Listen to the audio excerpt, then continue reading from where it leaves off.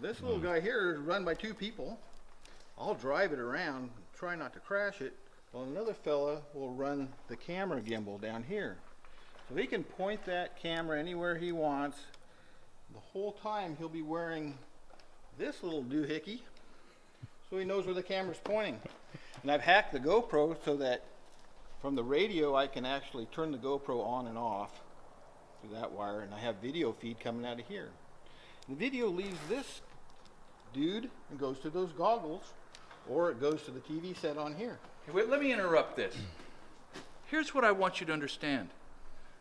Phil built this. He hacked the GoPro. He puts together the components. He understands the mission. He understands the digital nonsense that goes along with this, and my plumber makes this stuff happen. Phil, talk some smack to these guys. Well, I'm just trying to get it all loaded up so we can see what it does here in a minute. So you assembled this, but what parts of it did you not assemble? This is like a kit. This is a frame. It's a Taro frame. Then you buy your own motors that you decide will work best with it. And these are 3-phase motors that are run by a speed controller, an ESC, which is here on the side. And a speed controller, a brain talks to the speed controller and makes this go faster and slower many times a second. And that's what keeps it hovering flat and gives you all the control.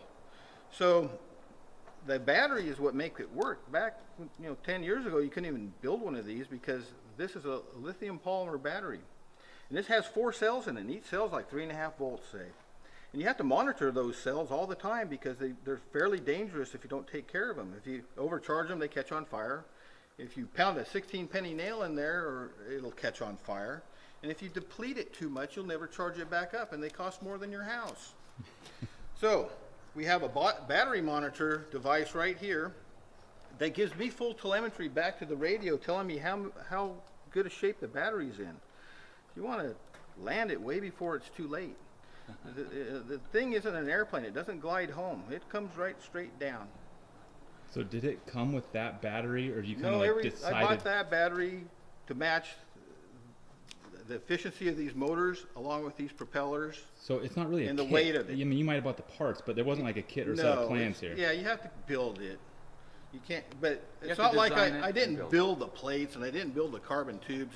Those are all available off the internet. And this is retractable landing gear so that the camera doesn't see the landing gear when it's flying.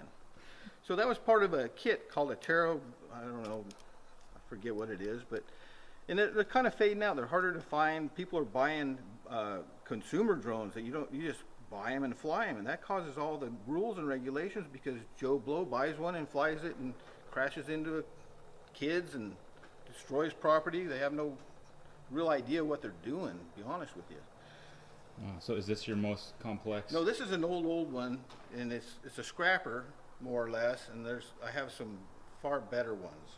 Here's one, for example, that is dedicated to doing surveying, and it flies autonomously. That one will fly autonomously, but the camera points down most of the time and just takes a picture every 10 seconds as it flies a grid pattern, and then you stitch all those photos together to make a model or a mosaic of a building or a surveying site or what have you. And I built it so that it's kind of large, but it'll fit in my car. It's a big battery, big motors. It'll fly 25 minutes. And that's the problem with building these, just to get one to fly a long time.